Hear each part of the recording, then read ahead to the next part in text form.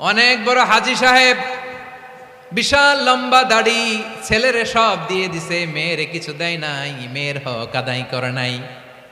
আছে না নাই?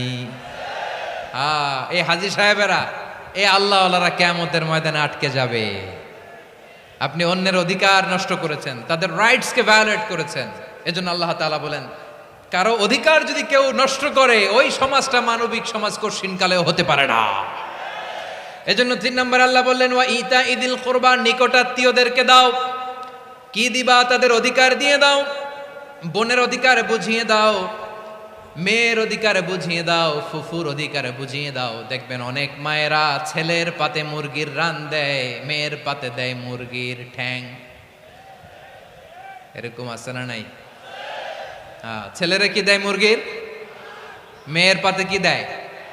তো মেয়ের কি মুরগির রান খেতে মনে চায় না? মনে চায় না? এমনটা করা যাবে না। নিকটাত্মীয়দেরকে অধিকার দিয়ে দাও, নিকটাত্মীয়ের সাথে সুসম্পর্ক রাখো। আদেশটা কার? এজন্য প্রিয় ভাইয়েরা, জীবনে যদি বারাকা অর্জন করতে চান, নিকটাত্মীয়দের সাথে সুসম্পর্ক রাখতে হবে, তাদের জন্য উপহার পাঠাতে হবে। বিশ্বনবী বলেন, লা ইয়াদখুলুল জান্নাতা কাতে, যে ব্যক্তি আত্মীয়তার সম্পর্ককে ছিন্ন করে দেয়, সে কঠিনকালেও আল্লাহর জান্নাতে ঢুকবে না।